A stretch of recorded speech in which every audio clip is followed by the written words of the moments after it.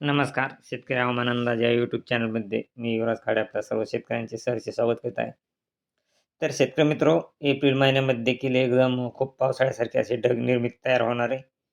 तर शेतकरी मित्र त्यासाठी आपण काय करायचे, की 17-16 एप्रिलपर्यंत पाऊस वातावरण हे क्लिअर राहणार आहे. परंतु 16 एप्रिलपासून परत ढगाळ वातावरण राहणार आहे. तरी हा अंदाज लक्षात ठेवायचा आहे शेतकरी मित्रो. कारण की 16 एप्रिलपासून ढगाळ वातावरण तयार होणार आहे आणि काही जिल्ह्यात स्थानिक स्वरूपाचा पाऊस पडू शकतो. तसे हे ढगाळ वातावरण जवळ-जवळ 23 एप्रिलपर्यंत राहणार आहे. त्यामुळे आपले काही शेतातील कामे असतील ते करून घ्या 16 एप्रिलच्या आतच. आणि कारण की शेतकरी मित्रांनो, परत ढगाळ वातावरण तयार झाल्यामुळे काही ठिकाणी स्थानिक स्वरूपाचा पाऊस पडू शकतो. तर काही ठिकाणी पावसाचा अंदाज देखील दाखवलेला आहे. तर शेतकरी मित्रांनो, सध्या तरी 17 एप्रिलला पूर्ण महाराष्ट्रामध्ये वातावरण ढगाळ राहणार आहे. जवळ-जवळ हे वातावरण संभाजीनगर तसेच इकडं विदर्भ साईडला देखील राहणार आहे आणि मराठवाड्यात देखील राहणार आहे. तसे 18 एप्रिलला देखील तीच परिस्थिती राहणार आहे. जवळ-जवळ हे वातावरण बऱ्याच भागामध्ये एकदम पूर्णतः ढगाळ राहणार आहे. जवळ-जवळ 50 ते 60% ढगाळ वातावरण राहणार आहे. त्यामुळे स्थानिक स्वरूपाचा पाऊस या 18 तारखेला पडू शकतो.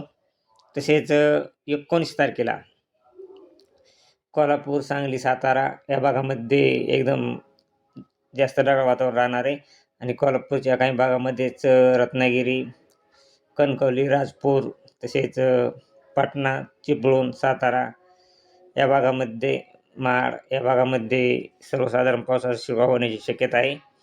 तसे 19 तारखेला आणि तसेच शेतकरी मित्रांनो 20 तारखेला देखील त्याच भागामध्ये पावसाचा शिरकाव होण्याची शक्यता आहे, चिपळूण या भागामध्ये. तसेच 20 तारखेला पाहिला असता नाशिकच्या काही जिल्ह्यांमध्ये देखील हा पाऊस नॉर्मल पडू शकतो.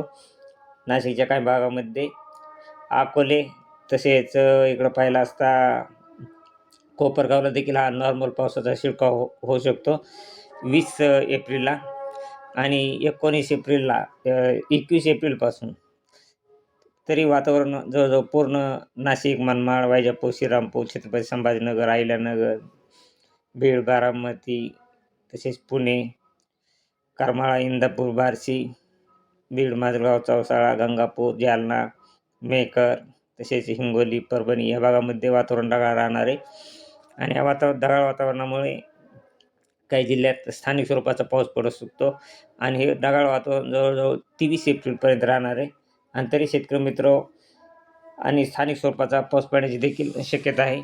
त्यामुळे शेतकरी मित्र आपल्या शेतातील कामे हे थोडे उरकून लवकर घ्या, कारण परत एप्रिल एंडिंगपर्यंत पाऊस पडण्याची दाट शक्यता आहे. कारण एल निनोचा प्रभाव आहे आणि मे महिन्यात देखील सर्वसाधारण ते जोरदार पाऊस हा अवकाळी पडण्याची मे महिन्यात देखील शक्यता आहे. सध्या तरी आपण 23 एप्रिलपर्यंतचा हवामान अंदाज सांगितला आहे. जर आपला हवामान अंदाज योग्य वाटला तर आपल्या चॅनलला सबस्क्राईब आणि लाईक करा. जय हिंद, जय महाराष्ट्र, जय जवान, जय किसान.